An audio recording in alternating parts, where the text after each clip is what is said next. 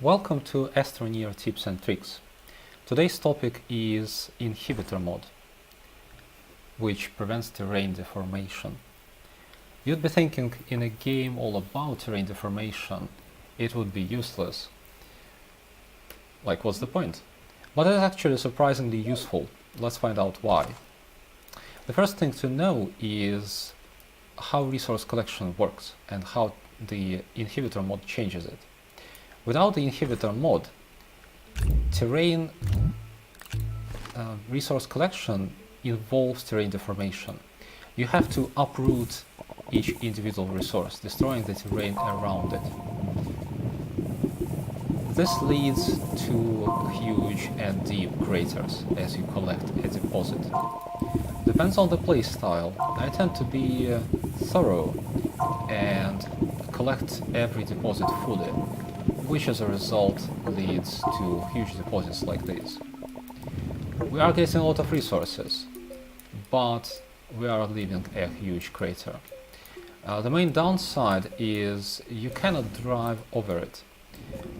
So if you plan to drive over this terrain, you'll probably have to taper over the crater, like this. Just so you can later drive over it. Now let's reload and compare this with the inhibitor, how it changes the rules of the game.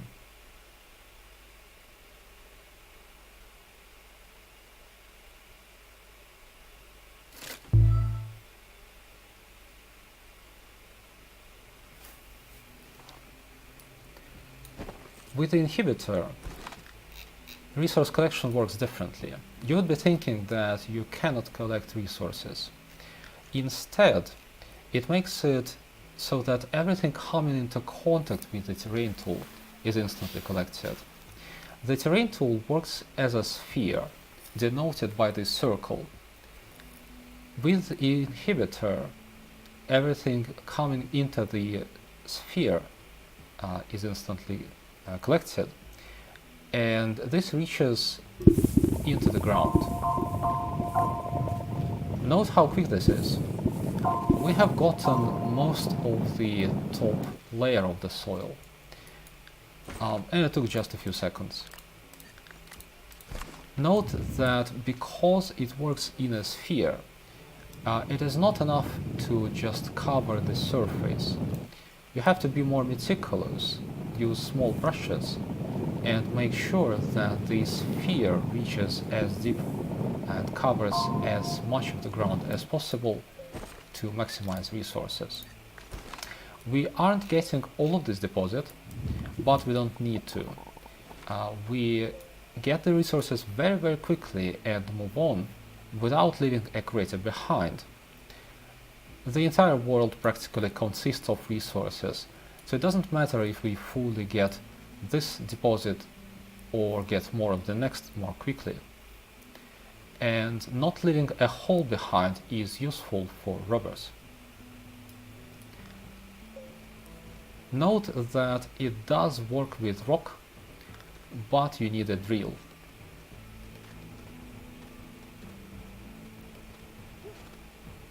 Without a drill, the inhibitor mode makes it so you cannot mine from rock at all.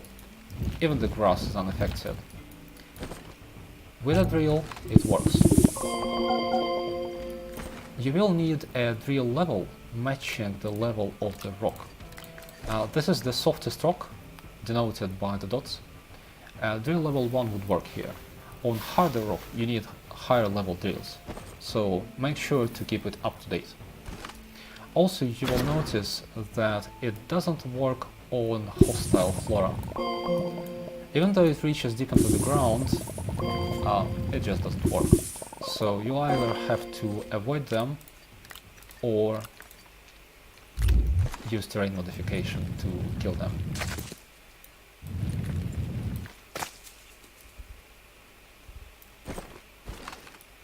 It's also great for grass collection. The main way to get organics is with grass. This is true on every planet and even inside cave systems. Without an inhibitor, collecting grass involves modifying the terrain a little bit. I'm not sure if this has any effects on the save file size and performance, but it probably does. So avoiding unnecessary modifications seems prudent. This may or may not have an effect. More importantly, it lets you clear obstacles very easily. Let's consider this forest. Sinuous forests can be hostile to robbers. It can be hard to drive between the trees, and it also spawns these boulders. It can get worse than this. Some places are outright impossible to drive on, like this one. Now, you can clear these, but it usually takes some effort. We have to shear a top level of soil. We can never be sure how deep we need to go, and it despawns after a delay, so you have to wait until you can drive over this. For contrast, inhibitor makes it so that everything disappears instantly, which is really amazing for robbers. Having this on you by default makes forests and other similar places very convenient to traverse. Even not by default, just having it with you is very nice. Makes forests pleasant places, because you make them plains. You also note that everything related to research is unaffected. This tree still stands because it yields a research item, and similarly, some bushes will be unaffected because they yield samples. This one is meant to have samples. I think it's bugged. Samples periodically respawn, so it's nice to have them around your base. On Silva, it doesn't matter because they are very weak in terms of bites, but on planets like Glacio, they yield a lot of bites, and because they respawn, it's nice to have them around your base, and clearing the terrain with the inhibitor helps ensure that they remain around. By the same token, it's great for traversing terrain on other planets. On the Solo, the entire surface is practically covered in these boulders, and without an inhibitor clearing them is a huge pain. This makes a big difference, just clearing the gravel instantly. Tundra or other glacier has huge slabs, huge boulders, which are less inconvenient but still can be inconvenient. So again, nice to have the option. More importantly, caves on every planet have stalagmites, which are practically designed to be hostile to robbers. Traveling these caves by rover, well, you're not meant to do this, although a rover is necessary for storage and oxygen. So normally if you want to drive over here, you'd have to do this and wait until everything disappears. Some things require you to dig deeper, and you run the risk of exploding these things. And I've died more than once to these.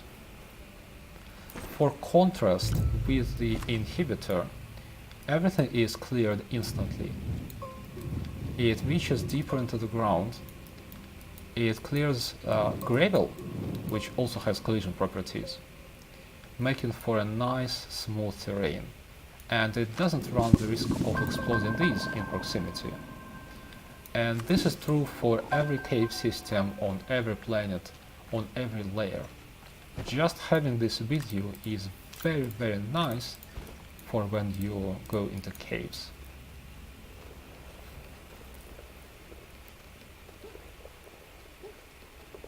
And as mentioned, it is great for surfaces of many planets as well. Having the inhibitor on you by default is also nice for avoiding accidental terrain damage. The interface makes it too easy to accidentally misclick and modify terrain. For example, on the base you will often have this interface open, fiddling with the slots, moving things around, and it makes it too easy to misclick and it triggers the terrain tool. Clicking anywhere around the slot will do that. And if you're an OCD type, if you flatten the ground around your base, perhaps coat it and care about its flatness, this will be annoying. So just having it always installed by default helps avoid that, which is very nice. Finally, it has a feature called painting, which allows you to change the soil without changing the structure. It is done by using the raise key. Normally, with the inhibitor, this doesn't do anything to the soil, right? You can't flatten, you can't dig. But if you hold the raise key, it does this. Now, despite the name paint, it doesn't just coat the surface. Because it operates in a sphere, it actually reaches deep into the ground, and it takes a while to shear the soil to get to the previous level. This is actually quite useful because you can now modify and flatten this terrain without having to repaint it all the time. This is used for buildings and sculptures.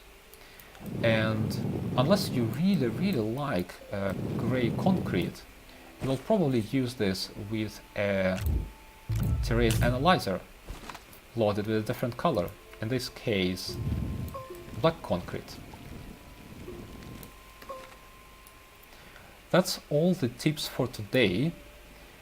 Leave any comments below, and as this will be a regular series, subscribe for more. See you!